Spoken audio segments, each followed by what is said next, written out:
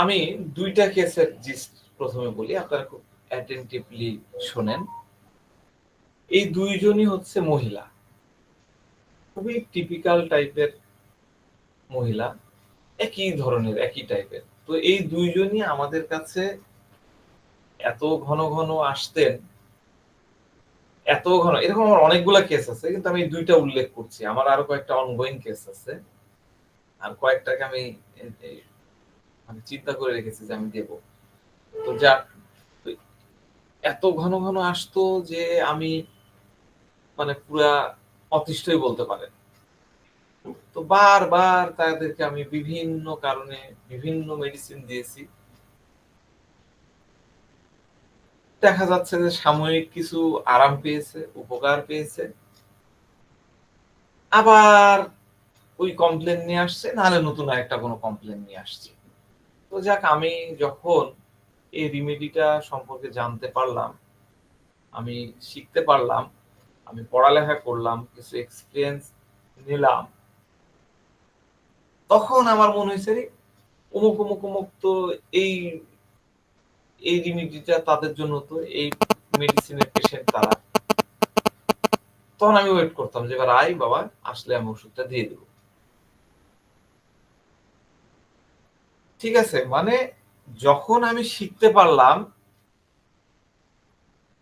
যখন আমি বুঝতে পারলাম যে এই মেডিসিনের ক্যারেক্টার তো ওনার সাথে ফিট হচ্ছে, তখন কিন্তু তার প্রত্যেকটা জিনিস আমি লিঙ্ক আপ করতে পারলাম।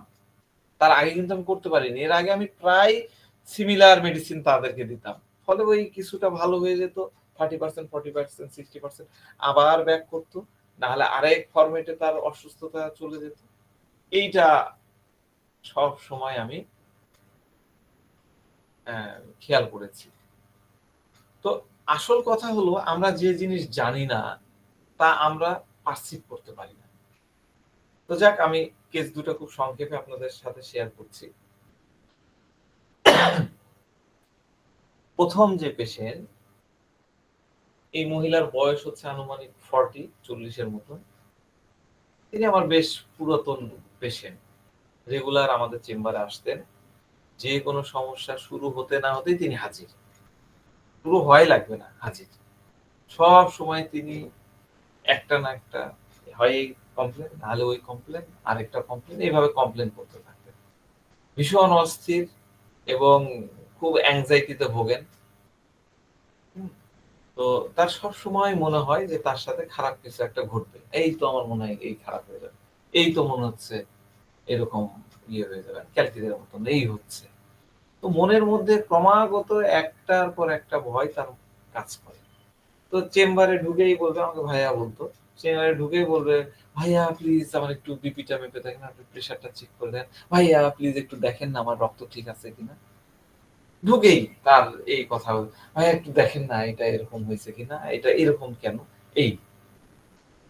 তো এটা একটা বিষয়। আরেকটা বিষয় খুব পিকুলারলি এরকম আপনারাও পাবেন, এই এই টাইপের এই পেশেন্টটার ক্ষেত্রে আমি দেখেছি, এবং আরেকটা পুরুষ পেশেন্টের ক্ষেত্রে দেখছি। তিনি চেম্বারে আসলে, এই মহিলাও চেম্বারে কোনো না কোনো জিনিস তার রেখে চলে যাবে। ধরেন বাজার করে আসছে, ব্যাগ রেখে চলে যাবে, না হলে ওনার পার্স আছে, পার্স রেখে চলে যাবে, না হলে মোবাইল রেখে চলে যাবে, চাবি রেখে চলে যাবে।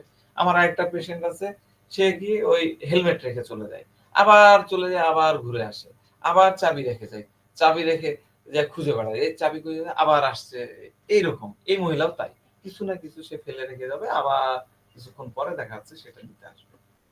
তো তিনি যতবারই আসছেন, নতুন নতুন সমস্যার কথা বলতেন, কোন একটা নির্দিষ্ট কমপ্লেনের কথা আমি মানে বলতে পারবো না, পাইনি। একটা কমপ্লেন নিয়ে যে বেশ কয়েকবার শেয়ার, আজকে আমার পেট ব্যথা করছে, আজকে আমার এই জায়গাটা ব্যথা করছে, এই দেখেন এই জায়গাটা লাল হয়েছে, এখানে একটা ফোলা আছে, পরের দিন বলবে আরেক জায়গায় এই কথা, একদিন প্রচন্ড অ্যাসিডিটি, আর অ্যাসিডিটি আর এই পেটের ঝামেলা তার লেগেই থাকে। হ্যাঁ, এই পেটের মধ্যে মোচড় দেওয়া, ওখান থেকে গ্যাস আসা, মানে উনার ভাষায় উনি নানান ভাবে উনার বলতে থাকেন। তো এই অ্যাসিডিটি, তারপর মানে হাইপার অ্যাসিডিটি, এটা নিয়ে তিনি বহুবার হসপিটালে ভর্তি হয়েছেন। তো তার পরিবারের লোকজন আমার আগে থেকেই পরিচিত। হ্যাঁ, তারাও বিভিন্ন সময় আমাদের কাছে আসা যাওয়া করে তার শ্বশুরবাড়ির লোকজন, হ্যাঁ, তারা আসে আর কি। তো প্রথমবার তিনি যখন আসছিলেন তখনও তিনি এরকম একটা পেটের সমস্যা, হাইপার অ্যাসিডিটি, পুরা বুক জাম হয়ে পেইন, হ্যাঁ, একদম ধাক্কা দেয়, এইরকম একটা বিষয় নিয়ে আসছিলেন। তো ওষুধ খেয়ে দেখা যাচ্ছে যে তখন তিনি আরামও পেয়েছিলেন। তো তারপর থেকেই তার আমাদের চেম্বারে আসা যাওয়া লেগেই থাকতো। তো তিনি কিন্তু আবার এই অ্যাসিডিটি, বদহজম, অ্যানোরেক্সিয়ার জন্য তিনি কিন্তু নিয়মিত অ্যালোপ্যাথি মেডিসিন খেতেন। কিন্তু ওই খেয়েই যেতেন। কিন্তু তেমন হয় না। ভালো থাকে, ভালো থাকে। আবার বেড়ে যায়, তখন আর কিছু হয় না। তো তখন থেকেই তিনি এই আমাদের কাছে ঘন, ঘন আসতেন এবং নানান সময় আমি তাকে নানান টাইপের ওষুধ দিয়েছি। তিনি কিছুটা ভালো থাকতেন, আবার আসতেন। আমি আবার ওই ওষুধগুলা নিয়ে দেখা যাচ্ছে রিভিউ করতাম। হ্যাঁ, আমি যদিও কখন কি করেছেন পরের দিকে আলোচনা করছি। হ্যাঁ, তো এরপরে দেখা যাচ্ছে সে সময়ের উপরে আ একটা মেডিসিন পেলাম। আমার মনে হতো যে না, সিমিলিমাম মনে হয় করেই ফেলছি, খুঁজে পেয়েছি। ওষুধও দিচ্ছি, দেখা যাচ্ছে কিছু কাজ হচ্ছে, আবার হয়ে যায়। কিন্তু পরে যখন আমি আসলে বিষয়টা বুঝলাম, একদম মূল যে থিম বুঝলাম, তখন তাকে মেডিসিনটা দিলাম। দেওয়ার পরে কিন্তু মনে হলো যে একদম সিমিলিমাম। তারপরে তার আর ওই কমপ্লেইন গুলা নাই। অ্যাটিটিউডও চেঞ্জ হয়ে গেল। আমি আসতেছি। হ্যাঁ? তো আমি এই কথাগুলো বলতেছি, বারবার বলতেছি কেন? এটা বোঝেন। এই জিনিসগুলো আপনাদের চেম্বারেও এই টাইপের রোগী আপনাদের কাছে আসবে। তো এই মহিলার একটা বিষয় হলো, তিনি একটা সাবজেক্ট, মানে একটা বিষয় নিয়ে কথা বলতেছে, অসুস্থতা হোক বা যে থাক, সেই বিষয়ে কথা শুরু করলে সে সাবজেক্ট শেষ করত না। জাম্প করে আরেকটা সাবজেক্টে চলে যেত। হ্যাঁ? ধরেন যে কথা বলতেছে, কথার কথা অ্যাসিডিটি নিয়ে। এবার জাম্প করে সে চলে যাবে কথার কথা তার বাচ্চার কথা নিয়ে। তারপরে আবার হঠাৎ করে চলে আসবে তার মাথা ব্যাথার নিয়ে। মানে একটা জিনিস কমপ্লিট করবে না। আপনি যতই তাকে ট্র্যাকে নিয়ে আসেন, ওই ট্র্যাকে আসে না, ট্র্যাকচ্যুত হয়ে যায়। তো তাকে এই যখন সিমিলিমাম মেডিসিনটা দিলাম, দেওয়ার পরে আমি এই ওষুধের বিভিন্ন অথারের স্টাডি করতে লাগলাম। হ্যাঁ? এই স্টাডি করতে যেয়ে আমি এই বিষয়টা নিয়েও একটা চমৎকার রুব্রিক্স পেয়েছি এবং এই রুব্রিক্সটা আমি ডিকোড করেছি। আমার খুবই মজা লেগেছে। আমি আপনার সাথে শেয়ার করব। তো তিনি কন্টিনিউয়াসলি তার মাথা ব্যাথার কথা বলতেন, কখনো বুকের কথা বলতেন, অ্যাংজাইটির কথা বলতেন, কখনো এই যে পেটের এই যে এই বরাবর দেখতে পাচ্ছেন মনে হয়, এই নাভি থেকে এই যে এই স্টারনামের এই বুকের এই খাঁজ বরাবর এই নিচের এই একটা অংশে তার ব্যথার কথা বলতেন। এবং সব সময় তিনি বিপি নিয়ে খুব চিন্তিত। এসেই বলবে, ভাইয়া একটু ব্লাড প্রেশার মেপে দেন। ঠিক আছে? আর প্রায় সময় দেখা যাইতো যে আমি চেম্বারে যাই ৫ টার সময়। দেখা যাচ্ছে ঠিক ৫টা বাজার ৫ মিনিট আগে, আমি চেম্বার খোলার আগে যাই, উনি চেম্বারের সামনে দাঁড়ায় অপেক্ষা করছে। এটা মানে বলা যায় 80% টাইমই তার এটা একটা অবজারভেশন। তাহলে অবজারভেশন হলো কি আমি এই রোগীর ক্ষেত্রে কি বললাম? ১ম অবজারভেশন হলো যে তার কমপ্লেইন গুলো আলাদা, আলাদা। ডিফারেন্ট একেকবারে সে একেক কমপ্লেইন এর কথা বলে। দ্বিতীয় কি? দ্বিতীয় অবজারভেশন কি বললাম? আমি বললাম যে সে আমার চেম্বারে ঢোকার আগে চেম্বারে চলে আসে। আর তৃতীয় যে বিষয়টা হলো, আমার মধ্যে যে অনুভূতিটা কাজ করত, আবার এই মহিলা আসছে, কালকেই না ওষুধ দিলাম, ২ দিন আগেই না দিলাম। উফ! এই অনুভূতিটা উনাকে দেখে আমার মধ্যে আসতো। আরেকটা বিষয় হলো ইম্পোর্টেন্ট, সেটা হলো তিনি সবসময় একা আসতেন। প্রায় সময় একাই আসতেন। তার যদিও ফ্যামিলি মেম্বাররা, আমার পেশেন্ট, শ্বশুরবাড়ির ফ্যামিলি মেম্বাররা, কিন্তু তিনি সবসময় একা আসতেন। তো রোগীর সাথে কেউ আসলে আমরা কি করতে পারি? যে আসছে তার মানে তার আইপিআর এর কাছ থেকে আমরা তার তথ্যগুলা ক্রস চেক করে দেখতে পারি। উনি যে কথাগুলো বলতেছেন সেটা আমরা তার অ্যাটেন্ডেন্স এর কাছ থেকে ক্রস চেক করতে পারি। কিন্তু তার সাথে তো কেউ আসতো না। এজন্য ক্রস চেকিং এর কোনো সুযোগ ছিল না। তো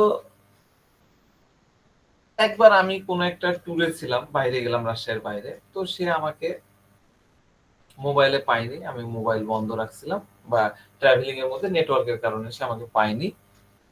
তো সে সময় তার প্রচন্ড অ্যাসিডিটি বেড়ে গেল, তার সাথে বদহজম, এত বদহজম এবং মানে বমি, পাতলা পায়খানা, সে হসপিটালাইজড হলো। বড় কোনো সমস্যা সেখানে পাইনি, জাস্ট ফুড পয়জনিং বা এই টাইপের। হ্যাঁ, কোনো রিপোর্টে কোনো অ্যাবনরমালিটিস পাওয়া যায়নি। তো তারপর থেকে তিনি কি করেন যে বারবার তিনি ডাক্তারের কাছে যেতে থাকেন এবং বারবার পরীক্ষা নিরীক্ষা করতে থাকেন এবং তার ফেস, সে যখন সামনে বসে থাকে খুবই বিষণ্ণ এবং খুবই মলিন দেখায়, দেখলেই মনে হয় একদম পোর টাইপের আর কি। আমরা ওই যে সিপিআর পোর ফিলিংস এ বলিনি যে ফেস দেখলে ওই ওই টাইপের মনে হয়। সিপিআও দিয়েছিলাম তাকে। তো তার সাথে কথা বলার সময় সব সময় মনে হতো যে তিনি একটা মানে অভিযোগের ঝুলি নিয়ে আসছে, একটা বক্স অফ কমপ্লেন বক্স থাকে না, আমরা কমপ্লেন বক্সের মধ্যে কি করি, কমপ্লেন দিই। আপনার ইলেকট্রিসিটির প্রবলেম হয়েছে, আপনি লিখিত যে কমপ্লেন বক্সে দিতেন। আমাদের স্কুলে একটা কমপ্লেন বক্স ছিল, কোনো হলে আপনি ওটা লিখে দিতে পারতেন। তো মানে তার মনে হতো মানে উনি যখন আসলে মনে হতো আরে আল্লাহ, এই কমপ্লেন বক্স আবার হাজির হয়েছে, এইরকম একটা অনুভূতি কাজ করতো। তো এটাই কিন্তু মোটামুটি আমার কেস, মানে আমি মেডিসিনটা সিলেক্ট করেছি এই ভাবনার উপরে, এই ফিলিংসটার উপরে। আমি ধাপে ধাপে আপনাদের সামনে তার এই বিষয়বস্তুগুলো অ্যানালাইসিস করব। আপনাদেরকে আমি ডেফিনেটলি শেখাবো এই টাইপের কেস আপনি কিভাবে অ্যানালাইসিস করবেন, যাতে আপনারা কেস অ্যানালাইসিস করতে পারেন, সাকসেস হতে পারেন। হ্যাঁ, আপনারা বুঝবেন যে এটা কোন ধরনের রিমেডি, হ্যাঁ, কি হতে পারে, এর মধ্যে ফেয়ার অ্যাংজাইটি কিভাবে আছে। তো যাক, আমরা এটা নিয়ে একটু আলোচনা করি। এই কেসটার এই ছোট্ট এই বিষয়টা নিয়ে একটু অ্যানালাইসিস করার চেষ্টা করি। প্রথমত কি, তার আগের যত ইনভেস্টিগেশন সে করেছে, তারপরে যে হসপিটালাইজড হওয়ার পরে যত টেস্ট করেছে, এত কিছু করার পরেও সে কিন্তু তার কিন্তু কোনো অসুস্থতা ওরকম মানে সিগনিফিকেন্ট কোনো অসুস্থতা কিন্তু খুঁজে পাওয়া যায়নি এবং তার কষ্ট কিন্তু থেকে গেছে এবং সেই কষ্ট থেকে মুক্তির উপায়, পথও কিন্তু সে খুঁজে পাচ্ছিল না। সব রিপোর্টেই দেখা যাচ্ছে যে কোনো প্রবলেম নাই, বড় কিছু নাই। তবুও তার কমপ্লেন, ক্রমাগত কমপ্লেন তিনি করেই যাচ্ছেন এসে একটার পর একটা, একটু আগে বললাম, একটার পর একটা বলেই যায়।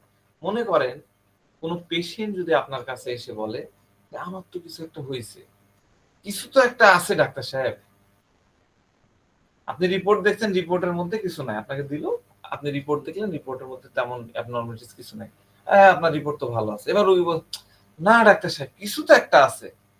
এর অর্থ কি? এর অর্থ হলো তার মনের মধ্যে একটা কিছু চলছে। তার ফিজিক্যাল রিপোর্টে কোনো প্রবলেম নাই, কিন্তু মনের মধ্যে তো একটা কিছু আছে, না তো ওই স্বস্তিটা আসতেছে না। তো এই বিষয়টাকে কিন্তু আপনি ইগনোর করতে পারেন না। আমরা এই বিষয়টাকে, আমি যে ভুলগুলো করতেছিলাম, এই বিষয়টাকে আমরা দেখা যাচ্ছে যে অ্যাংজাইটি হিসাবে কখনো নিই, কখনো ফিয়ার হিসাবে নিচ্ছি, নিয়ে একটা মেডিসিনের দিকে যাচ্ছি, কিন্তু এটা অন্য কিছু ছিল। তা না হলে কোনো প্রকার হেজিটেশন ছাড়া বা কোনো প্রকার ওয়ারি ছাড়া এই মহিলা বলতেছিল যে আমি নিজেই চলে গেলাম হসপিটালে। সে নিজে নিজে কিন্তু হসপিটালে যে ভর্তি হবে না, তার মানে তার মধ্যে ওই বিষয়টা ছিল। সুতরাং এটা হলো কন্টিনিউয়াস একটা ইন ইন ইলনেস একটা ফিলিং, ইল হেলথ একটা ফিলিং, যে কন্টিনিউয়াসলি অসুস্থ, এরকম একটা ফিলিং। এই বিষয়টা নিয়েই সে গত 7-8 মাস বা 1 বছর ধরে ভুগছে। রিপোর্টে কোনো খারাপ কিছু নাই। ঠিক আছে? আমাদের একটা খুব সুন্দর রুব্রিক্স আছে।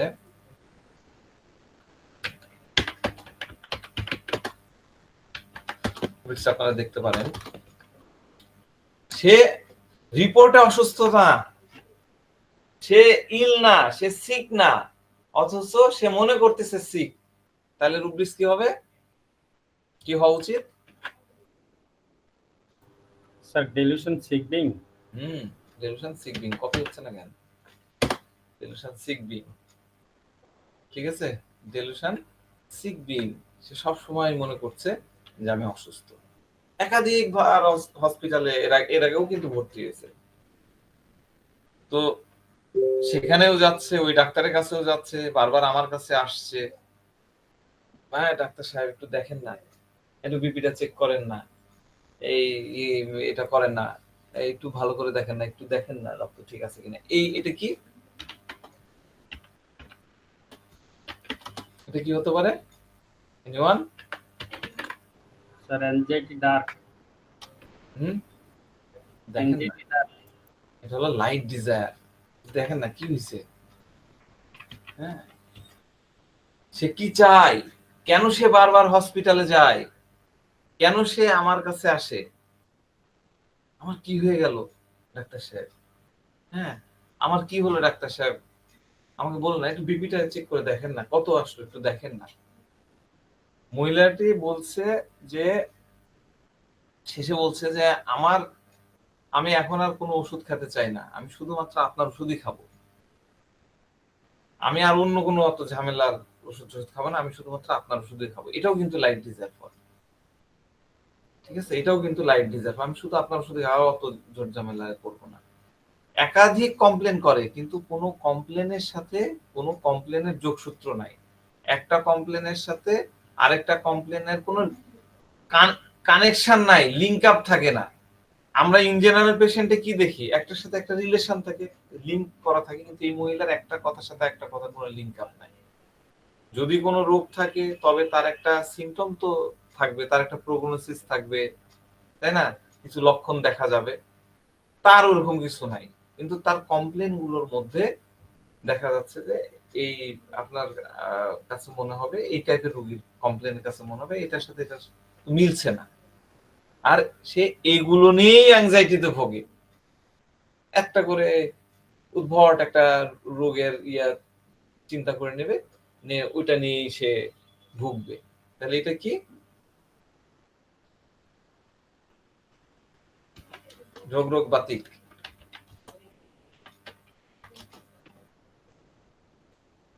কি হবে রুব্রিক্স? হাইপোকন্ড্রিয়াসিস। হ্যাঁ, অ্যাংজাইটি হাইপোকন্ড্রিয়াকাল, অ্যাংজাইটি হাইপোকন্ড্রিয়াকাল। তারপরে কি হলো, ওই হসপিটালে যাওয়ার পরে এই ডাক্তারের কাছে যাওয়া, ওই ডাক্তারের কাছে যাওয়া, ঠিক আছে, ওখানে যাওয়া। তাহলে এই ইয়েটাকে আমরা কি নিতে পারি, তার এই অ্যাংজাইটির জন্য সে কি করছে, এই জায়গায় যাচ্ছে ওই জায়গায় যাচ্ছে, এটাকে আমরা কি বলি, anxiety driven place to place. আর এত এত কথা বলে যে নন স্টপ, আমি কি বলতেছি সেটা শোনাশুনি নাই, ওর মতন বলতেই আছে একটার পর একটা। এটা হলো লোকাসিটি, ঠিক আছে।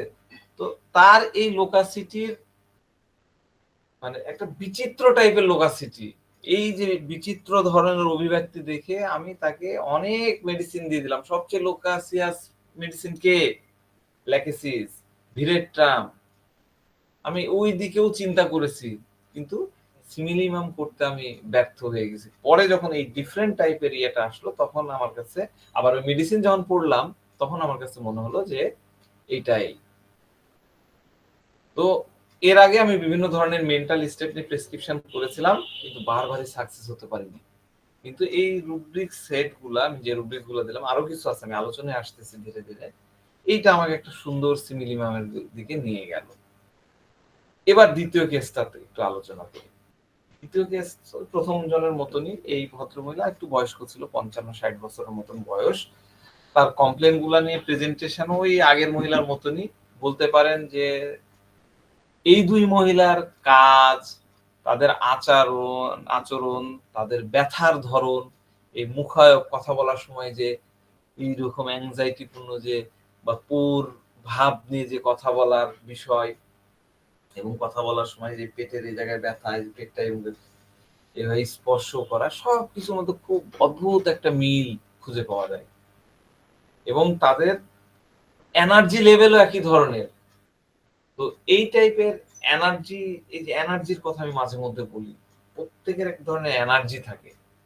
তো এনার্জি লেভেলটাকে যদি আপনি রিড করতে পারেন, তাহলে দেখবেন যে ওই ড্রাগ ধরতে আপনার সমস্যা হবে না। ওই ড্রাগ আপনি ধামাধাম ধরে ফেলতে পারতেছেন। খালি এনার্জি লেভেলটাকে রিড করতে হবে। মশা কিভাবে করে? মানুষ খুঁজে বের করে। মশা তো চোখে দেখতে পায় না ওইভাবে। মশা কি করে? হিট সেন্সিং করে। আমাদের বডি থেকে কার্বন ডাই অক্সাইড বের হচ্ছে, অক্সিজেনের লেভেল ওইটাতে আপনারা ওই যে সিনেমায় দেখবেন যে রক্ত জায়গায় তো লাল টাইপের হয়ে থাকে, সেন্সরিং করে। তো ওই রকম আমাদেরকে এনার্জি লেভেলটাকে সেন্সরিং করা শিখতে হবে, রিড করা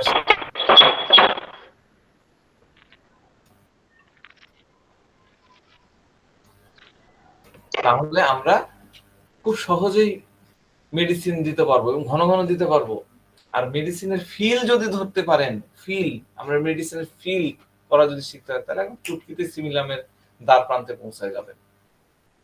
একবার যদি আপনি অনুভূতিটা পেয়ে গেলেন, রোগীর অনুভূতিটা বুঝতে পারলেন, আপনি জানেন, আপনি যদি জেনে যান যে এইভাবে অনুভূতিটা ধরতে হয় এবং শিখে গেলেন, মিলাতে পারেন, তাহলে আর কোনো দিকে তাকাতে হবে না।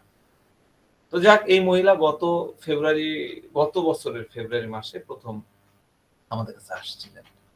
তো সেদিন কোন একটা প্রোগ্রামে, কলেজের কোন একটা প্রোগ্রামে আমি যাব না, কলেজ কি প্রায়োরিটি দিলাম, আজকে দেখবো না। তো তিনি ফোন করে আমাকে বললেন, কেউ সম্ভবত তাকে ফোন দিয়েছে, যে আপনি কোথায় আছেন? কলেজে, আজকে তো আমি যাব না। অসুবিধা না, আমি কলেজে আসছি, আপনার সাথে আমি দেখা করবো, তো বেশি দূরে না, আমাদের কোনোভাবেই সম্ভব না, আমি তো প্রোগ্রামে আছি।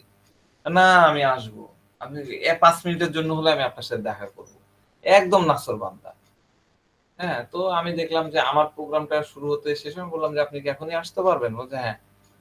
তাহলে আপনি চেম্বারে চলে আসেন, আমি কলেজ থেকে, আমার চেম্বার কাছে, আমি দ্রুত, মানে বলা যায় বাধ্য হয়েই তাকে চেম্বারে ডাকলাম এবং আসলেন। তো তিনি খুব অসুস্থ ছিলেন এবং একজনের রেফারে তিনি আসছেন। তো তার কমপ্লেন ছিল যে তিনি কিছুটা মানে অসুস্থ বোধ করছেন আর কি। সামান্য জ্বর ভাব, মাথা ব্যথা, এবং মানে সবচেয়ে বড় বিষয় হচ্ছে তার গত ১ সপ্তাহ ধরে তার কাজ করার কোনো স্পৃহাই কাজ করছে না।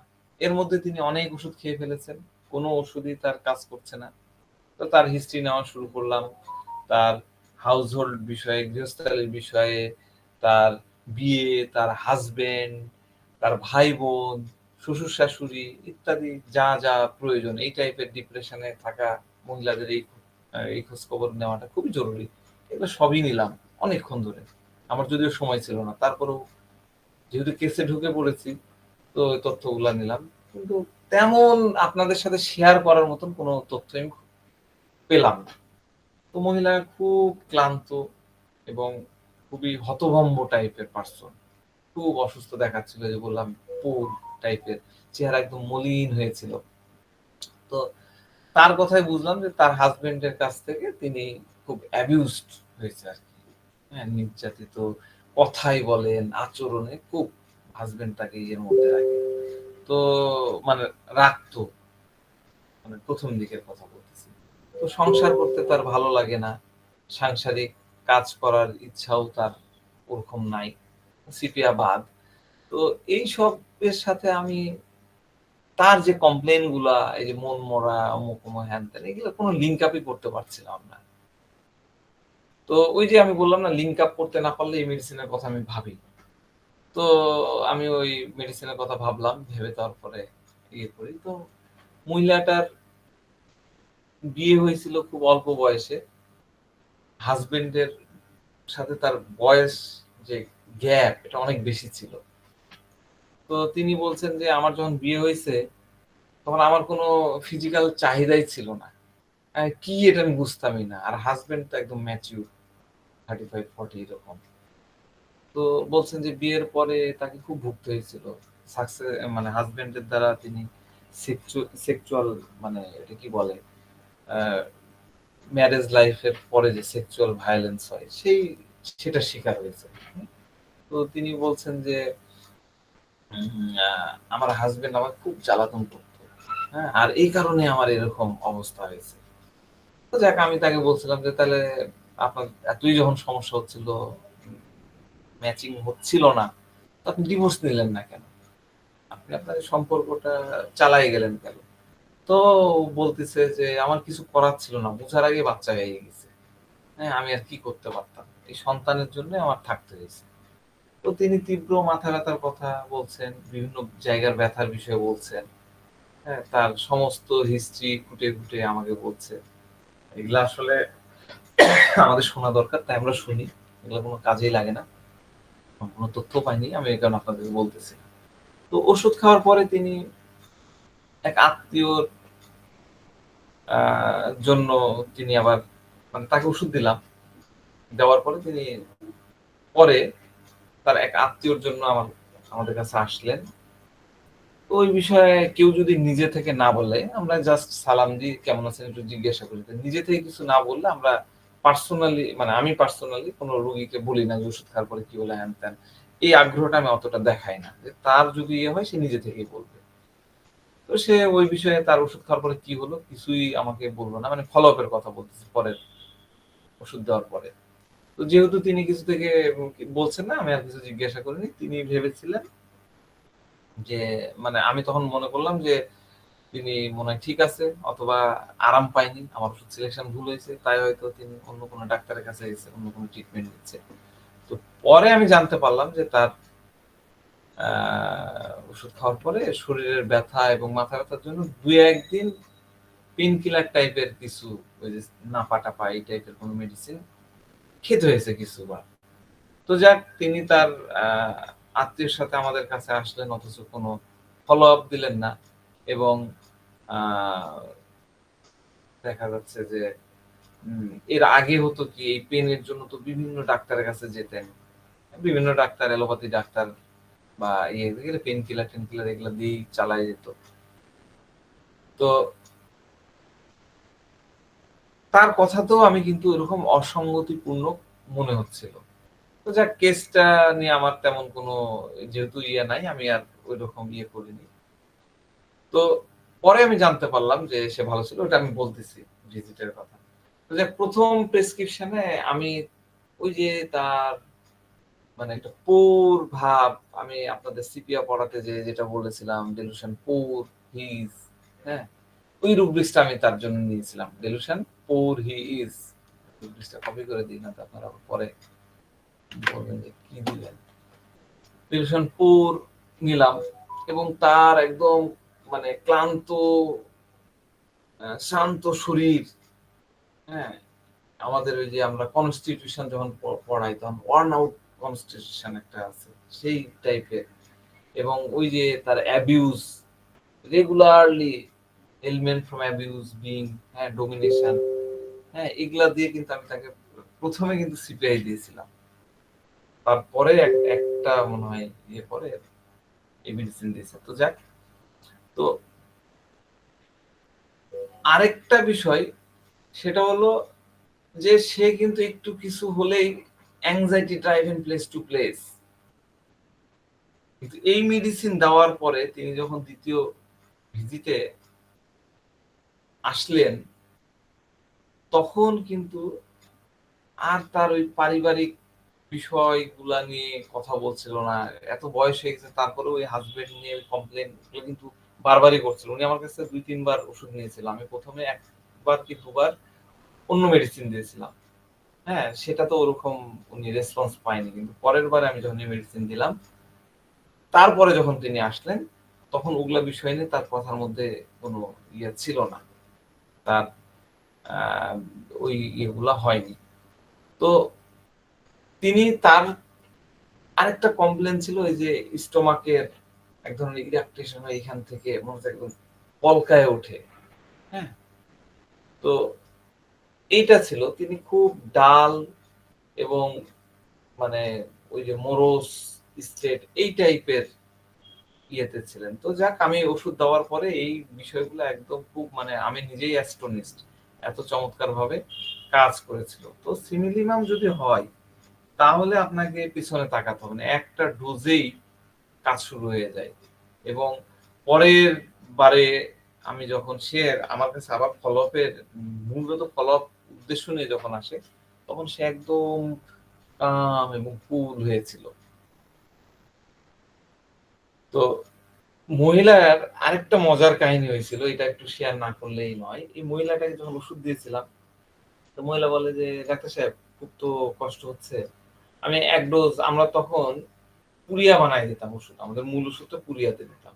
তো ৩টা ডোজ বানাই দিয়েছিলাম। দেওয়ার পরে বলে ডাক্তার সাহেব একটা পুরিয়া এখন খেয়ে নিই। এখন খাবেন আপনি? পরে বাসায় যে খাবেন? না, খেলে ভালো তো, আসলে খুব কষ্ট হচ্ছে। আচ্ছা খান। তো ওই মহিলাটা আমার মনে আছে যে খাওয়ার মাত্রই মানে ১-২ মিনিটের মধ্যে বলছে ডাক্তার সাহেব আমার খুব ঘুম পাচ্ছে। আমার বিল কত হলো? আপনি বিলটা তাড়াতাড়ি নিয়ে নেন, আমি বাসায় যেয়ে ঘুমায়ে যাব। হ্যাঁ, এটা একটা সিগনিফিকেন্ট দিয়েছিল। ওইটাতে আমি আরো কনফার্ম ছিলাম যে মেডিসিন তার কাজ করবে। তো যাক, যে রুব্রিক্স গুলা আমি এই এই পার্সনের জন্য আমি নিয়েছিলাম, মোটামুটি সেই রুব্রিক্স এর সেট গুলো আমি একটু দিয়ে দিচ্ছি, আপনারা লিখে নেন। আমি সব ব্যাখ্যা করবো। Anxiety hypochondrial, anxiety driven place to place, loquacity, delusion seeking, আগের মতনই আর কি। লাইট ডিজায়ার ফর, আরেকটা রুব্রিক্স নিয়েছিলাম, সেটা হচ্ছে থ্রট এরোনিয়াস। হ্যাঁ, এইটা আমি পরে আপনাদের সাথে ব্যাখ্যা করছি। আমি এটা কপি করে নিই, দিয়ে দিচ্ছি। তো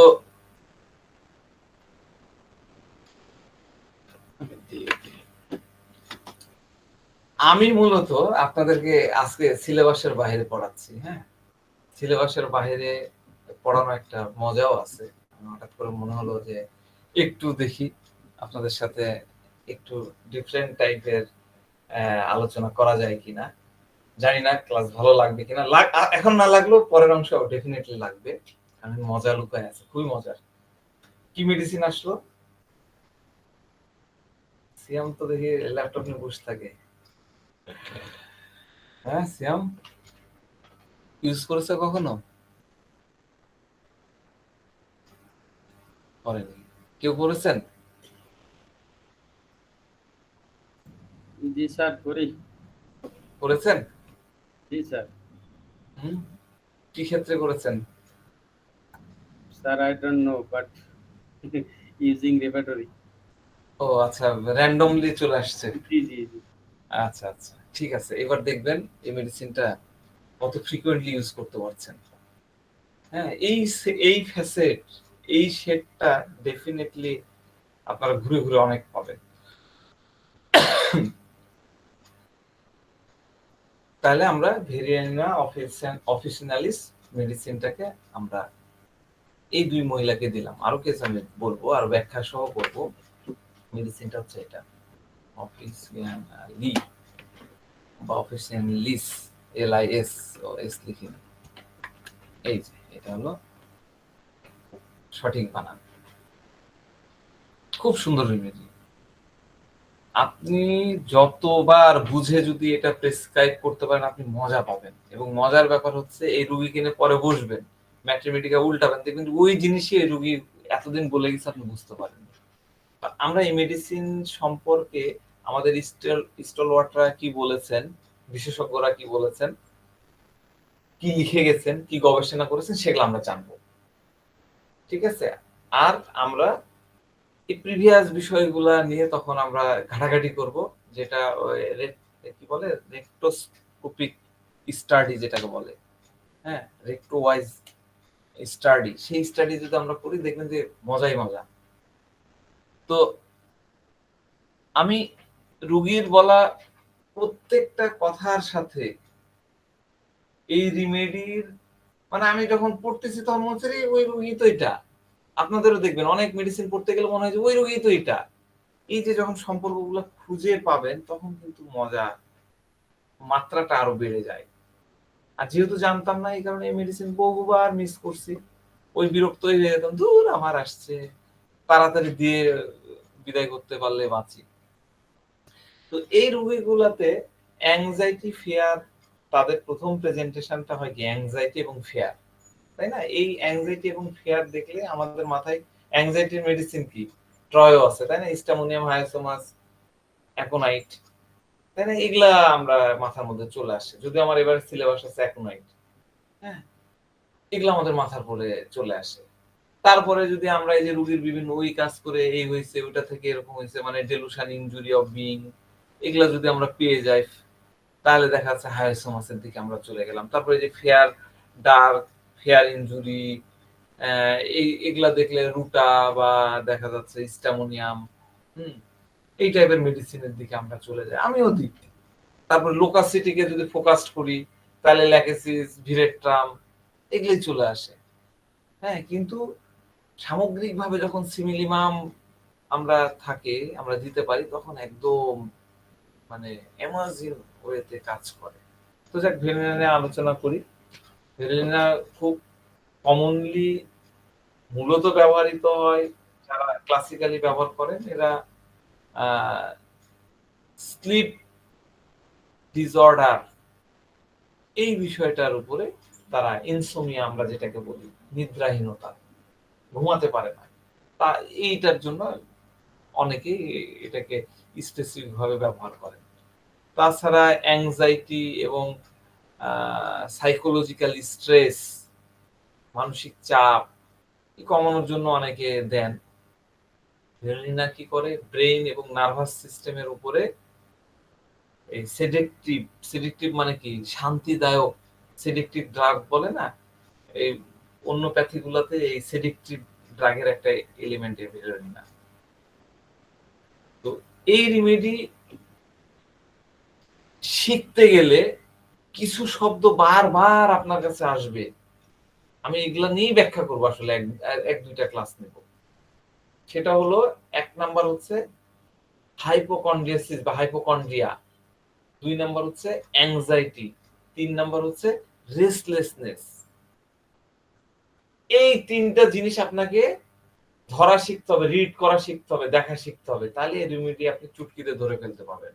মূলত এই যে হাইপোকন্ড্রিয়া, অ্যাংজাইটি, রেস্টলেসনেস এটা হলো এই পেশেন্ট গুলার হাউ প্রেজেন্টেশন, এরা হাউ আমরা দেখি না হোয়াই হোয়াট হাউ, এটা হলো হাউ, এরা how they present hypochondria, anxiety, restlessness এই বিষয়গুলো আপনারা বুঝে যেতে পারবেন। তো এবার স্টলওয়ার্ডসরা কি বলছে, বিশেষজ্ঞরা কি বলছে একটু জানি। ডাক্তার ক্লার্ক কি বলেছেন? ডাক্তার ক্লার্ক বলেছেন ভেরেলিনা সবচেয়ে বেশি উপযোগী হচ্ছে নার্ভাস হিস্টেরিক্যাল রোগীদের জন্য যাদের মধ্যে হাইপোকন্ড্রিয়াসিসের সুস্পষ্ট ভাব রয়েছে। উনি খুব স্পষ্ট করে তার ক্লার্কের ডিকশনারি ম্যাথমেটিকে কি লিখেছেন, many invest spasm of the stomach and abdomen, মানে পেটের থেকে কিছু গরম ভাব উঠে আসছে এরকম সুস্পষ্ট একটা অনুভূতি তার মধ্যে থাকে, এবং লোয়ার চেস্টে কিছু যেন একটা চাপ দিচ্ছে এরকম একটা অনুভূতি তার মধ্যে থাকে, এবং চিন্তার মধ্যে এক ধরনের চরম অস্থিরতা, উনি তার ভাষায় লিখেছেন ইনস্টেবিলিটি অফ আইডিয়াস, তারপরে জেনারেল ইলুশনস, ইরোর অফ মাইন্ড, মনের ভুল দেখা দেয় তার মধ্যে, এবং কানের একটা ইম্পর্টেন্ট জিনিস অনেক আছে, আমার কাছে যেগুলো ইম্পর্টেন্ট মনে হয়েছে সেটা আমি দিচ্ছি। আর কানের মধ্যে টুংটাং ঝনঝন সনসন শব্দ করে বাজে শব্দ হয়। তো আমরা জি বলেন শহীদুল ইসলাম ভাই, কি ভুল করে হাত তুলেছেন? আচ্ছা, তো এই দুইটা কেসে আমরা কিন্তু এই বিষয়গুলো মিলাতে পারতেছিলাম, যে এই দুইটা কেসে আমি বললাম যে পেটের একটা ঝামেলা এবং এটা নিয়েই তার এক ধরনের অ্যাংজাইটি হ্যাঁ থাকে। দেখেন পেটের সমস্যা যার আছে তার মানে তার এই অ্যাংজাইটির সিট কিন্তু ওই স্টোমাকের মধ্যেই থাকে। যেমন আমরা বলি যে কোনো ঘটনা ঘটলে যে এই পেটটা কেমন করে উঠলো, হ্যাঁ পেটের মধ্যে এরকম হয়ে গেল, একটা অ্যাংজাইটি হলে পেটের মধ্যে আগে ইফেক্ট ফেলে, এরকম একটা অনুভূতি থাকে। তো যাক, ডক্টর কেন বলেছেন এই রেমেডি এক্সাইটেড ওমেন এবং চিলড্রেনদের জন্য কাজ করে, যারা অনেক নার্ভাস এবং হাইপোকন্ড্রিয়াক। এদের মেন্টাল স্টেট মাঝে মধ্যে ভাবাবেশ হয়ে থাকে, অর্থাৎ হিস্ট্রিক্যাল ইরিওনোস আইডিয়া, এই যে একটু আগে রূপরেখ দিলাম। তো হাইপোকন্ড্রিয়াল মেন্টাল স্টেটের অভিযোগে প্রায় এরা কি ভাবাবেশপূর্ণ বা হিস্ট্রিক্যাল এরোনেস আইডিয়া, হিস্ট্রিক্যাল ভুল ধারণা হয়। আমরা এগুলো আলোচনা করব, এই এরোনেস আইডিয়া, তারপরে হাইপোকন্ড্রিয়াল, হ্যাঁ, হিস্ট্রিক্যাল, এই জিনিসগুলো আমরা কিন্তু ধাপে ধাপে আলোচনা করব। এগুলো না বুঝলে এই মেডিসিন আপনি দিতে পারবেন না। কি কি বললাম? হিস্ট্রিয়া, হাইপোকন্ড্রিয়া, রেস্টলেসনেস, অ্যাংজাইটি, এগুলো সব আমাদের আলোচনা করতে হবে। তো যাক, আমরা প্রথম যে একটা রুব্রিক্স নিয়ে একটু দেখব এই মেডিসিন বুঝতে গেলে, সেটা হলো অ্যাংজাইটি হাইপোকন্ড্রিয়াল। অ্যাংজাইটি হাইপোকন্ড্রিয়াল কি? What is anxiety হাইপোকন্ড্রিয়াল?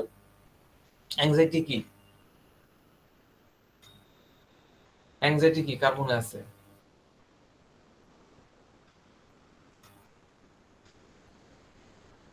কারো মনে নাই? দুশ্চিন্তা। এইভাবে বললে তো হবে না, আমি তো ভেঙে ভেঙে ভেঙে বলেছি না। আপনারা যদি ডিকশনারি মিনিং বলা শুরু করেন, তাহলে আমি মনে করবো আমার শেখানোটাই ব্যর্থ। ফেয়ার কি? অ্যাংজাইটি কি? অ্যাংজাইটি কি নিয়ে হয়, তাই না? অ্যাংজাইটি কি নিয়ে হয় ভুলে গেছেন? হ্যাঁ, হোমওয়ার্ক থাকলো, আপনারা গ্রুপে লিখে দিবেন। তো যাক, আমার আরেকটা রোগী ছিল, তিনি তার অসুস্থতা নিয়ে অনেক অনেক কথা বলতেন। তিনি সব সময় যে সমস্যাগুলোর মধ্য দিয়ে যাচ্ছেন সেগুলো অনেক কিছু করে বলতেন। তো আমিও তাকে ভাবতাম যে এই মহিলাও মনে হয় ইস্টামোনিয়াম, কারণ তার মধ্যে ওই যে ফেয়ার ইনজুরি, দেখবেন ইস্টামোনিয়ামের মধ্যে অ্যাংজাইটি বেশি থাকে, তো তার সাথে ফেয়ার থাকে, এখানে ইস্টামোনিয়ামের মধ্যে খুব কমনলি এই শেড গুলো পাওয়া যায়। আমি আপনাদেরকে দিয়ে দিচ্ছি। হ্যাঁ, সেটা হচ্ছে যে fear injury of being injured, fear unknown of, fear stranger of. হ্যাঁ, কিন্তু এই এগুলো হয় কি ইস্টামোনিয়ামের ক্ষেত্রে, আমি খুব জিস্ট বলছি, ইস্টামিনিয়াম এই যে বিষয়গুলো ফিয়ার ইনজুরি ভালো করে বোঝেন, একদম যারা নতুন তারাও বোঝার চেষ্টা করে। ইস্টামোনিয়ামের মধ্যে এই যে fear injury of being injured, fear unknown, এর ব্যাপারে কিছু হয়ে যাবে কিনা, ফিয়ার স্ট্রেঞ্জ অফ, এখানে stranger of this, strange of ও আমাদের রূপে আছে। এই বিষয়গুলা একটা লেভেল পর্যন্ত সে কিন্তু টেনে নিয়ে যায়, একটা লেভেল পর্যন্ত কিন্তু ওই স্ট্রেঞ্জের ভয় থাকে, একটা লেভেল পর্যন্ত নন আননোন বিষয়ের ভয় থাকে, একটা লেভেল পর্যন্ত ইনজুরির ভয় থাকে, তারপরে সেটা ধীরে ধীরে গ্রাফের মতন তারপর ধীরে ধীরে কমতে থাকে। তখন সে কি হয়? তখন সে ফেবুলাস হয়ে যায়, স্টামোনিয়াম আর কি হবে, এতদিন কিছু হলো না হলো না। তখন সে কি হয়ে যায়? তখন সে কি হয়?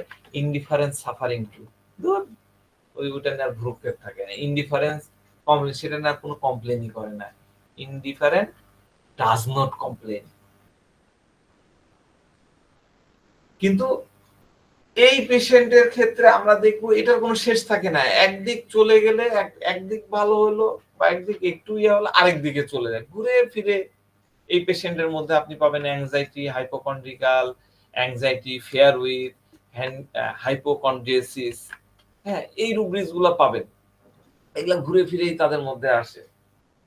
তো অ্যাংজাইটি হাইপোকন্ড্রিয়াল কি, এটা বোঝার জন্য আমি আজকে একটা কেস খালি অল্প একটু বলবো, এটা একটু বিস্তারিত বলবো, একটু ডিটেল। আজকে যেহেতু ক্লাস 10 মিনিট পরে শুরু করেছি, আমি একটু 10 মিনিট আপনাদের কাছ থেকে চেয়ে নিলাম, 10 মিনিট আমাকে সময় দেন, আমি একটা কেস বুঝাই, তাহলে অ্যাংজাইটি হাইপোকন্ড্রিয়াল এই বিষয়গুলো বুঝতে হবে, কারণ এগুলা অনেক, যারা জানেন তারা তো জানেনই, যারা একদমই জানেন না তাদের জন্য ইয়ে হবে। একটা কেস বলি তাহলে বুঝুন, খুব মনোযোগ দিয়ে শুনেন, আমি ডিটেলিং করে বলতেছি। তো এই পেশেন্টের হলো অনেক ধরনের সমস্যা, তো রোগীর সাথে ইন্ট্রোডাক্টরি কথাবার্তা হয়েছে বলে আমি বলতেছি না। তো রোগী বলতেছে যে আমি এই কারণে আমি একজন স্পেশালিস্ট ডাক্তারের কাছে গেলাম। তো তিনি আমাকে ঘুম আসে না, এই রোগীর ইনসোমিয়ার প্রবলেম ছিল, ঘুমই আসে না, ঘুমাতেই পারে না। তো তাকে সেই একজন স্পেশালিস্ট ডাক্তারের কাছে গেছে, স্পেশালিস্ট ডাক্তার তাকে একটা ট্যাবলেট প্রেসক্রাইব করছে। তো উনি বলতেছেন যে আমি প্রতিদিন একটা করে ট্যাবলেট খাচ্ছিলাম, তো সেটা ট্যাবলেট 1 সপ্তাহ খেলাম। এরপরে 1 সপ্তাহ শেষ হলো, কিছু হলো না, আমি ডাক্তারকে ফোন দিলাম, উনি বললো আপনি আরেক সপ্তাহ খান। আমি আরেক সপ্তাহ খেলাম, আরেক সপ্তাহ খাওয়া আবার হলো না, আবার গেলাম। এর তো ডাক্তারের কাছে যেতে আমি বললাম না, আসলে মনে হয় যে কমপ্লেন বক্স আপনাকে ছাড়বেই না, যেখানে থাকেন সেখানে কলেজে এসে সে আমার সাথে দেখা করবে, এইরকম পার্সন। তো যাক, এইভাবে সে 4 সপ্তাহ এই ঘুমের ওষুধ পাওয়ার বাড়ে বাড়ে খেলো, কিন্তু উনি বলতেছে যে আমি কোনো উন্নতিই পাচ্ছিলাম না। তো আমি বারবার ওই ডাক্তারের কাছে যাচ্ছিলাম। তখন তিনি বলল যে আপনি তাহলে এক কাজ করেন, এই ওষুধটা খাওয়াই বন্ধ করে দেন। কিন্তু আমার কোনো কামই হলো না। আমার ঘুম চলে গেল, সারা রাত জেগে থাকতে হয়, একটুও ঘুম আসে না। যদি কখনো তন্দ্রাচ্ছন্ন হয়ে পড়ি, তখন কিছুক্ষণ পরে আবার ঘুম ভেঙে যায়। তাই আমি ভাবলাম যে ওই ডাক্তার হবে না, আমি আমার পারিবারিক চিকিৎসক, প্রত্যেকেরই এরকম চিকিৎসক থাকে, ওনারও আছে এরকম পারিবারিক চিকিৎসকের কাছে গেলাম। কারণ ঠিক মতো ঘুম না হওয়ার কারণে আমার মাথা ব্যথা শুরু হয়ে গেছে, খুব মাথা ব্যথা, প্রচন্ড মাথা ব্যথা শুরু হয়ে গেছে। তো তিনি আমার বিপি মাপলেন, বিপি বর্ডার লাইন থেকে, দেখেন রুগী কিভাবে কথা বলছে শোনেন, আমি একদম হুবহু এই কথাই বলতেছি। রুগী বলছে যে তিনি তার কাছে গেলাম, আমার বিপি মাথা ব্যথা ছিল, তো তিনি বিপি মাপলেন, বিপি বর্ডার লাইন থেকে সামান্য বেশি ছিল। কারণ আমার হোয়াইট কোট সিনড্রোম আছে। What is white coat syndrome? কেউ জানেন হোয়াইট কোট সিনড্রোম কি? আমি জানতাম না, ওনার কাছ থেকে আমি শিখছি। এনিওয়ান? এই গুগল সার্চ দিয়ে বাইর করেন না, এমনি জানেন কিনা। আচ্ছা, আমি পরে বলতেছি। তো উনি বলতেছেন যে তিনি আমাকে বললেন যে এটা তেমন কোনো সমস্যাই না, এজন্য আপনার কোনো ওষুধ লাগবে না। আমি জানি যে বিপি মেশিনে বিপি মাপতে গেলে মেশিন দেখলে আপনি ভয় পান, প্রেশার তখন বেড়ে যায়। তো তখন আমার 150/100 ছিল। তো ঘুম না এলে কি হয় জানেন? মাথা খুব ভারী হয়ে থাকে, চোখটা যেন কেমন কেমন করে। তাই আমি সকালবেলায় আমার চোখ পরীক্ষা করতে চোখের ডাক্তারের কাছে গেছিলাম। হ্যাঁ, উফ, ওখানে যেয়ে দেখি আমার চোখের পাওয়ার বেড়ে গেছে। তো আপনি জানেন অনেক কিছু হচ্ছে। এইভাবে কিন্তু সে একটার পর একটা বলেই যাচ্ছে। শুরু করলো ঘুম থেকে, ওই স্পেশালিস্ট ডাক্তার ঘুম থেকে করে তার ইয়ার কাছে চলে গেল যে বিপি চেক আপ করতে যেয়ে একটার সাথে তো একটা লিঙ্ক করা থাকতে হবে, তাই না? লিঙ্ক নাই। বিপি করতে চোখের ঘুম আসলো না, তাহলে আপনি আমার কাছে আসছেন ঘুম হচ্ছে না, আপনি ঘুমের নিয়ে কথা বলেন না। ও কিন্তু আরেকদিকে চলে যাচ্ছে। তো লোকজন এরকমটা কখন করে? যখন তার মধ্যে কোনো অ্যাংজাইটি বা কোনো ভয় চলে তখন। তো রুগী আরো কি বলতেছে? রুগী বলতেছে যে আমি আপনার কাছে আসছি যাতে আমি আপনাকে আমার বিষয়টা বুঝায়ে বলতে পারি। হ্যাঁ? এবং আ এমন না যে অ্যা আপনি আপনার কাছে একবার খেয়ে আমি ভালো হয়ে যাবো এরকম না। হ্যাঁ? আমি আপনার কাছে আসছি, দেখি আপনার সাথে কথা বলি। কথা বলে দেখি যে কোনো সলিউশন হয় কিনা। হ্যাঁ? কি কারণে কি হচ্ছে। আপনি তো জানেনই আমার সম্পর্কে। আমার আ ঘুম হয় না। সারাদিন ঘুম না আসলে আমার মেজাজ খারাপ হয়। হ্যাঁ? তো আমি বললাম যে, "আপনি কি ২৪ ঘন্টায় ১ টা ঘন্টাও আপনি ঘুমাতে পারেন না? ঘুম আসে না দিনের বেলা বা ইয়েতে?" তো তার কথার মধ্যে আমি প্রশ্নটা করলাম। তো তিনি আমার কথা মনে হয় শুনতেই পেল না। প্রশ্ন শুনতেই পেল না। হ্যাঁ? আমি এর এর মানে তার আগের কথার মধ্যেও ২-১ টা কথা বলতেছিলাম। কোনভাবেই তিনি আমার কোন কথারই উত্তর দিচ্ছিলেন না। আমার মনে হচ্ছে তার ২ টা কান, এক কান দিয়ে সে শুনছে, আরেক কান দিয়ে বাইর করতেছে। আমার কোন কিছুই নাই। তো যাক, রুগী বলতেছে যে, "আপনি জানেন যে তারা আমাকে বিভিন্ন সময় হার্বাল প্রোডাক্ট খেতে বলেছে। বিভিন্ন ডাক্তারের কাছে গেছে, তারা বলেছে। তারা আমাকে ক্যামোমাইল টি খেতে বলেছে। ক্যামোমাইল খেতে বলছে।" আমি বলছি, "ক্যামোমাইল কি?" আমি নিজে বলতেছি, "ক্যামোমাইলটা আবার কি?" তখন উনি বলতেছে যে, "ক্যামোমাইল টি খেতে বলছে।" খেয়াল করেন। তিনি কি বলতেছে আমি পরে আপনাদেরকে এই বিষয়টা নিয়ে একটা রুব্রিক্স দেব। হ্যাঁ, তিনি বলতেছেন যে আমি আমার ইনসোমিয়ার জন্য মানে ঘুমহীনতার জন্য আমি নাটমেগ দিয়ে ক্যামোমিল টি খাই। এই কথা বললো, নাটমেগটা কি আমি তো বুঝতেছি না, আমার কাছে আবার ইন্টারনেট, আমি সুন্দর করে আমি নাটমেগ বানানটাও বুঝতে পারতেছিলাম না। তো পরে দেখলাম যে নাটমেগ হলো জয়ফল, জয়ফল দিয়ে হচ্ছে ক্যামোমিল টি সে খায়। আমি বললাম ক্যামোমিল টি, হ্যাঁ আমি তো নাটমেগ দিয়ে এটা খাওয়া শুরু করেছি এই গত সপ্তাহে আমি খাইছি, খাইয়ে আমি 5 দিন ঘুমাইছিলাম। তো হঠাৎ করে আবার শনিবার থেকে আমার ঘুম উধাও, আমি ওগুলা খাচ্ছি তারপরে ঘুম উধাও। তারপর রবিবারে আমি ঘুমাইছিলাম। হ্যাঁ, কারণ কি একদিন আমি খেয়াল করে দেখলাম একদিন পর পর আমার ক্লান্তি আসে, তখন ঘুম আসে। হ্যাঁ, না হলে আপনি জানেন যেমন গত রাত্রে আমি সকাল 7টা পর্যন্ত জেগেছিলাম। তারপরে মাত্র দেখা যাচ্ছে যে 30 মিনিটের মতন একটু তন্দ্রাচ্ছন্ন হলাম। আবার জেগে উঠলাম এবং যখন জেগে উঠি তখন একটা ভয়ঙ্কর স্বপ্ন নিয়ে ঘুম থেকে উঠি। হ্যাঁ, তো মোটামুটি অন্য বিষয় ঠিক আছে, কিন্তু একটু গ্যাস হচ্ছে। আমার মনে হলো যে তখন অনেক বেশি গ্যাস হচ্ছে। এইজন্য আমার ভয় হচ্ছে। তাই আমি আজকে আর অফিসে গেলাম না। অফিস থেকে ছুটি নিলাম। নিয়ে আমি একটা কার্ডিও ওয়ার্কআউট করলাম। এই যে কার্ডিও ওয়ার্কআউট এর কথা বলতেছে, আমি বললাম এটা আবার কি? কার্ডিও ওয়ার্কআউটটা কি? তো উনি মহিলা বলতেছে যে কার্ডিও ওয়ার্কআউট করতে যেয়ে দেখলাম যে এ এটা স্বাভাবিকের থেকে অনেক বেশি অ্যা উঠে গেছে। হ্যাঁ? গ্যাস উপরে উঠে গেলে এরকম হয় আমি ভাবছিলাম। তা আমি বললাম যে, "আপনি এই সবকিছু মনিটরিং করেন?" তো উনি বলতেছেন যে, "আমার কাছে একটা ফিটবিট আছে।" ফিটবিট কি? তো উনি কিন্তু আমার ফিটবিট কি কথা শুনতেই পারল না। তা আমি বললাম যে, "এটা কি ওই অ্যাসিডিটি মনিটরিং করে এরকম এই বিষয়?" তো বলছে যে, "আমার গ্যাস হইছে। তো আমি তখন আ জুম্বা করছিলাম।" হ্যাঁ? মানে এমন সব ওয়ার্ড বলতেছে, আমি তো পুরা তালগোল পাকায় ফেলছি যে এগুলো বলে কি?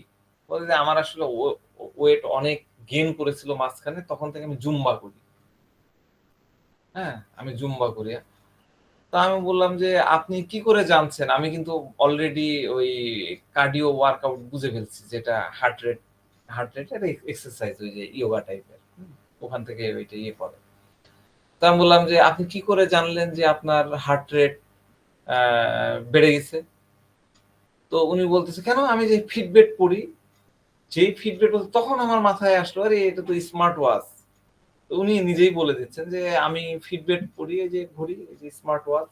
হ্যাঁ? সেখানে আমার সাধারণত ৭০ থেকে ৯০ এর মধ্যেই নরমাল রেঞ্জেই থাকি। আমি জানি এটাই আমার মানে নরমাল হার্ট রেট।"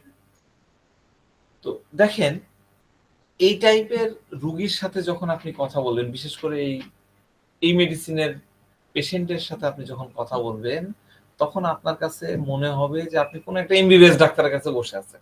আপনি হোমিও ডাক্তার। আমাদের তো অনেক জিনিসের ল্যাক অফ নোলেজ আছে। আমরা অনেক কিছু জানি না। তিনি আপনাকে এরকম অনেক কিছু নলেজ দিবেন। অনেক নতুন জিনিস আপনাকে দিবেন।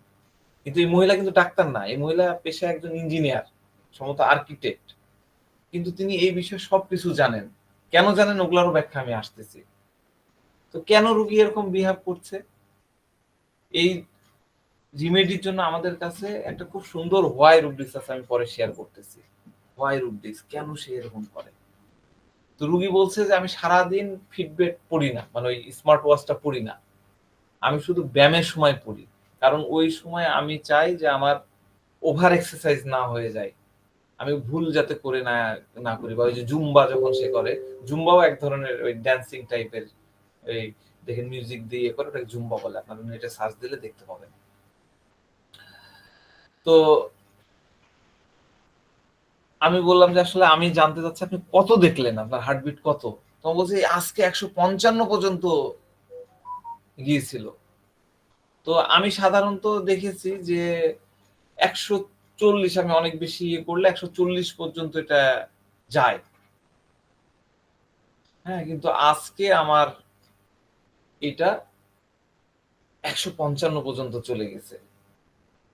তিনি সবকিছু জানেন। বলছে আমি কোনোভাবে কুল ডাউন হতে পারি, উনি ওয়ার্ড ইউজ করতেছিলেন যে কুলিং ডাউন হতে পারছিলাম না। আমি বলছি কুলিং ডাউনও জানে। ওয়ার্ম আপ, কুলিং ডাউন আপনি যখন ইয়ে করলেন, এক্সারসাইজ শুরু করলেন, ইয়োগা করলেন বা জিম করলেন, তখন ওয়ার্ম আপ হচ্ছে।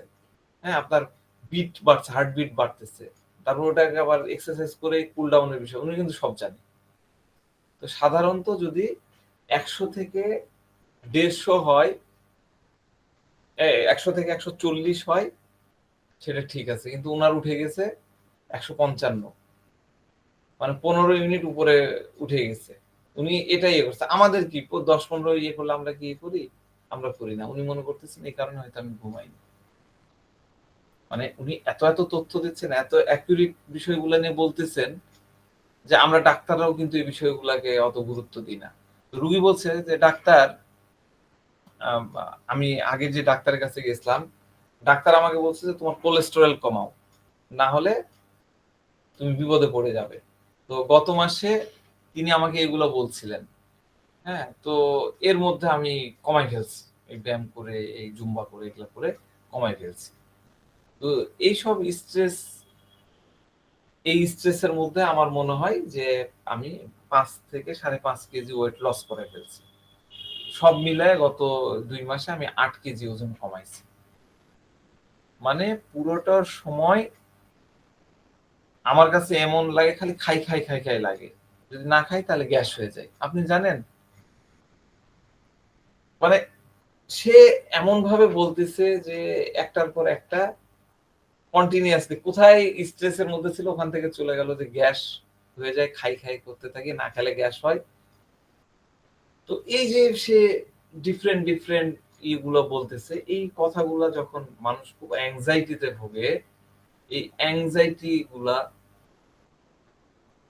আউটবাস্ট হচ্ছে এরকম। সে ডিফারেন্ট জিনিস নিয়ে একটা শেষ করতে না করতে আরেকটাতে জাম্প করে চলে যায়।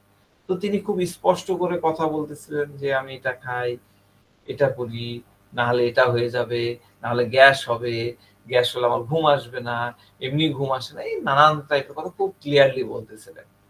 তো এইরকম ক্ষেত্রগুলোতে খুব স্বাভাবিকভাবে delusion, injury of being injured, fear injury of being injured, ailment from fight, হ্যাঁ, anxiety fight after, এই টাইপের রুব্রিক্স গুলা কিন্তু আমাদের মাথার মধ্যে আসতেই পারে। আমারও ওরকম আসছিল। ঠিক আছে? তো রুগী বলছে তো ব্যাপারটা এমন হয়ে গেছে যে আজকে দেখেন ডাক্তার সাহেব আপনাকে ফোন করার আগে আমি আমার গাইনি ডাক্তারকে ফোন দিয়েছিলাম। মানে তিনি আমার কাছে যখন অ্যাপয়েন্টমেন্ট নিলেন তার আগে তিনি তার গাইনি ডাক্তারকেও ফোন দিয়ে দিয়েছেন। তো তিনি আমাকে একটা ওষুধ সাজেস্ট করলেন। একটা ওষুধের নাম বলল, এই ওষুধ সাজেস্ট করলেন। বলুন তো আপনারাই বলেন যে ঘুম হচ্ছে না, সে মেডিসিন স্পেশালিস্ট, নিউরো মেডিসিনের ডাক্তারের কাছেও গেছে। ঘুম হচ্ছে না বলে সে কিন্তু আবার একটা গাইনি ডাক্তারকে, এটা কেউ করে? সে কিন্তু গাইনি ডাক্তারকেও ফোন করতেছে। মানে কি? সে সব জায়গায় ঘুরে বেড়াচ্ছে। এটাই তো অ্যাংজাইটি। অ্যাংজাইটির জন্য আমার কাছে আসবে সে সিদ্ধান্ত নিয়েছে। তার আগেও আবার সে গাইনি ডাক্তারকে ফোন দিচ্ছে। এটা তার anxiety. Anxiety driving place to place না? তো এটাও কিন্তু ভ্যারিলিনার একটা টিপিক্যাল কেস। হ্যাঁ? তো আমি বেসিক্যালি খুঁজে পাচ্ছিলাম না যে এই মহিলাটার এত অ্যাংজাইটি কি নিয়ে? সে নিউরোলজিস্টের কাছে গেছে, অ্যান্টি অ্যাংজাইটি পিল খেয়েছে।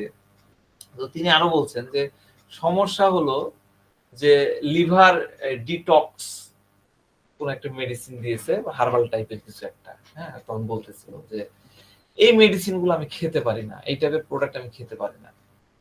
তো ডাক্তার আমাকে সাজেশন করলো ইন্ডিয়ান একটা কি যেন ওষুধের কথা বলল, ওই মেডিসিন। হ্যাঁ? এটা অমুক জায়গায় পাবেন, ওখান থেকে ওটা খান। তো ওটা খেলে আমার ঘুম আরোই হতে চায় না। এমনি তো ঘুমেরই সমস্যা, আরোই হতে চায় না। কিন্তু আমার পরিবারের লোকজন বলতেছে যে অনেকদিন হয়ে গেছে। হ্যাঁ? যদিও আমি একদিন পর একটু হলেও হয়, তারপরেও সব মিলায় আমার শরীর তো ক্ষতিগ্রস্ত তো আমার শরীরেই হচ্ছে। মানে আজকে ঘুম হবে একটু হলো, কিন্তু আগামীকাল তো মোটেই হবে না। তো আমি বললাম যে ঘুম আসলে আপনি কতক্ষণ ঘুম হয়? তো উনি বলতেছে যে এটা তো ওইভাবে বলতে পারবো না। আমি ঘুমালেই না বলতে পারবো যে কতক্ষণ ঘুমাই। হ্যাঁ? তো আমার মধ্যে এই ঘুমের বিষয়টা মহিলা বলতেছে যে, আমার মধ্যে ঘুমের বিষয়টা একটা প্যাটার্নের মতন হয়ে গেছে। একদিন ঘুমাবো, আরেকদিন ঘুমাবো না। একদিন ৫ ঘন্টা, আরেকদিন ৪ ঘন্টা। এইরকম একটা প্যাটার্ন হয়ে গেছে। আমি বললাম যে, "তো মেলা জায়গায় গেছেন। আপনি আমার কাছে আসলে কি চাচ্ছেন? আপনি হোমিওপ্যাথির কাছে কি চাচ্ছেন? হ্যাঁ, আপনি কি প্রত্যাশা করছেন? আর আপনি কি আগে থেকেই ভাবতে থাকেন যে আজকে ঘুম আসবে কি আসবে না এরকম এই anxiety তে ভোগেন?" তো মহিলা বলতেছে যে, "আমি আগে এরকমটা ভাবতাম। আগে তো সন্ধ্যা হলেই আমার ভয় লাগতো। ১০ দিন আগেও আমার অবস্থা খুব খারাপ ছিল। আমার মনে হতো এই সন্ধ্যা হলো তখন আমার মনের মধ্যে একটা আতঙ্ক তৈরি হতো যে ঘুম হবে কি হবে না।" তো বললাম, "তারপরে কি আপনি ওই নিউরো ডাক্তারের কাছে গেছেন?" বলছে, "হ্যাঁ।" "তখন কি ওগুলা খাচ্ছিলেন?" বলছে, "হ্যাঁ।" দেখেন রুগী কত স্পষ্টভাবে কথা বলতেছে। হ্যাঁ? কিন্তু এই যে কথা বলা, এই যে ছন্নছাড়া হয়ে একটার সাথে আরেকটা আনলিঙ্কড কথাবার্তা বলা, কেস টেকিং এর সময় কিন্তু আমরা এগুলাই মিস করি। কিন্তু একবার আপনি যদি রেমেডি জেনে যান, তখন আপনি বুঝতে পারবেন যে ওই মহিলা বা ওই পেশেন্ট কি বোঝাতে চাচ্ছিল। পেশেন্ট আসলে আমাদের সামনে চিৎকার করে আর্তনাদ করে বলে যে, "আমাকে এই মেডিসিন দেন, ওই মেডিসিন দেন" বলে। আমরা কিন্তু শুনতে পাই না। কারণ আমরা আমাদের ফিক্সড আইডিয়া নিয়ে একটা প্যাটার্ন বানায় রেখেছি। তারপরে আমরা যদি আবার ওই দেখা যায় মায়োজমিটিক অ্যাঙ্গেল এ চলে যাই তখন আমাদের ফিক্সড আরো ইয়ে হয়ে যায় যে, না এই তো এই মায়োজম তাহলে এই জিনিস এইদিকে হবে না। তো ডন্ট বি প্রিজুডাইজড হওয়া যাবে না।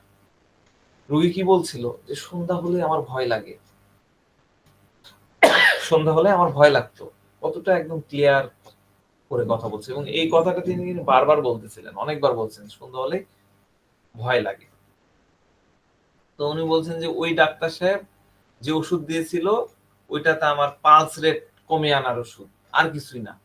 এইজন্য এটাতে আমার কোন কাজ হচ্ছিল না। আমি বললাম যে কি হিস্টামিন টাইপের কিছু দিয়েছিল নাকি না কি?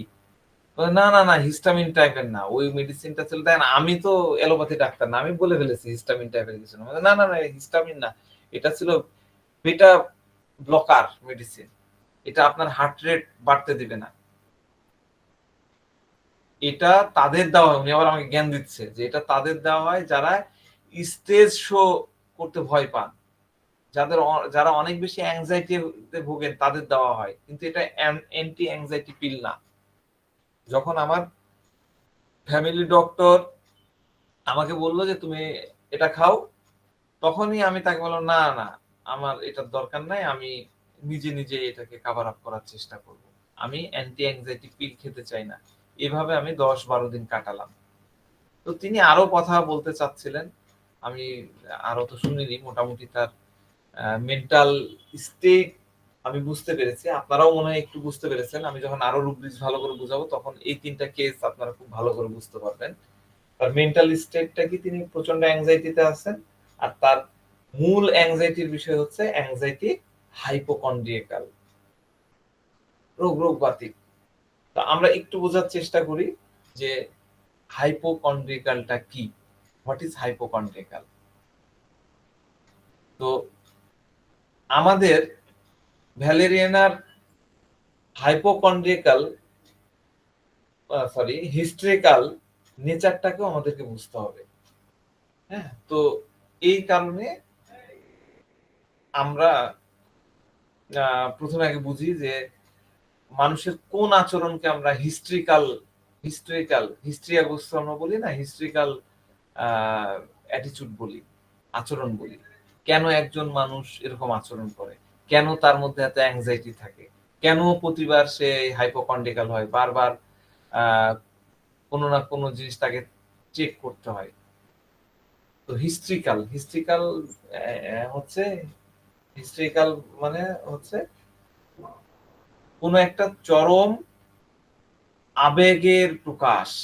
এক্সট্রিম ইমোশনাল আউটবার্স্ট কথাটা লিখে নেন। এক্সট্রিম ইমোশনাল আউটবার্স্ট দ্বারা প্রভাবিত হওয়া বা সৃষ্টি হওয়া বা চিহ্নিত হওয়া। শব্দটা মনে রাখেন। Emotional outburst. 2 নাম্বার অর্থটা হচ্ছে আনকন্ট্রোলেবল ইমোশন। হিস্টেরিয়ার 2 নাম্বার অর্থ হলো আনকন্ট্রোলড ইমোশন, অনিয়ন্ত্রিত আবেগ। 3 নাম্বার হচ্ছে ভয় বা ইমোশন বা ইমোশনাল শক থেকে উদ্ভূত অযৌক্তিক আবেগ, অযৌক্তিক ইরেশনাল ইমোশন। এই কারণেই মূলত ব্যক্তি হিস্টেরিয়াগ্রস্ত হয়ে পড়ে। আধুনিক চিকিৎসা বিজ্ঞানে এটাকে সাধারণ এবং সরাসরি রোগ হিসাবে নির্ণয় করা হয় না, বরং এই লক্ষণগুলোকে রূপান্তরজনিত ব্যাধি, কনভার্সন ডিসঅর্ডার, এটাকে বলে কনভার্সন ডিসঅর্ডার নামে এক ধরনের মানসিক ব্যাধির অংশ হিসাবে ধরা হয়। এটা এক প্রকারের মৃদু বা নিউরোসিস জাতীয় মানসিক সমস্যা। হিস্টেরিয়ার মূল বিষয় কি? হিস্টেরিয়ার মূল বিষয় হচ্ছে মানসিক চাপ থেকে শারীরিক উপসর্গ, শারীরিক ফিজিক্যাল সিম্পটম দেখা যায়। এটা এমন একটা মানসিক অবস্থা যেখানে ব্যক্তি তার মানসিক কষ্ট, দ্বন্দ্ব বা অতিরিক্ত আবেগকে অবচেতন মনে শারীরিক উপসর্গের মাধ্যমে প্রকাশ করে। 2 নাম্বার হচ্ছে নিয়ন্ত্রণ হারানো। হিস্টেরিয়াগ্রস্ত প্রায় অতিরিক্ত ভয় পেয়ে বা মানসিক অবসাদের কারণে আত্মনিয়ন্ত্রণ হারায় ফেলে। এর কারণ কি? কারণ হলো এরা মূলত মানসিক চাপ, দুশ্চিন্তা, জীবনের কোনো একটা বড় দ্বন্দ্ব বা সংঘাত এবং অবদমিত একটা আবেগ, এর কারণে হিস্টেরিয়া হয়। কিন্তু একজন ব্যক্তি কেন এই অনিয়ন্ত্রিতভাবে আবেগপ্রবণ হয়ে উঠবে? এর হলো আমাদের রুব্রিক্স হচ্ছে আমরা যেটা দিলাম, রেস্টলেসনেস হাইপোকন্ড্রিয়াকাল। তো রেস্টলেসনেস হাইপোকন্ড্রিয়াকাল, দেখেন আমাদের রুব্রিক্স আছে রেস্টলেসনেস হাইপোকন্ড্রিয়াকাল। এই রুব্রিক্সটা একটু লিখে নেন। এটাতে 4টা মেডিসিন আছে। কি কি মেডিসিন আছে? আর্সেনিক, অ্যাসিফোটিডা, গ্রাফাইটিস আর ভ্যালেরিয়ানা। ঠিক আছে?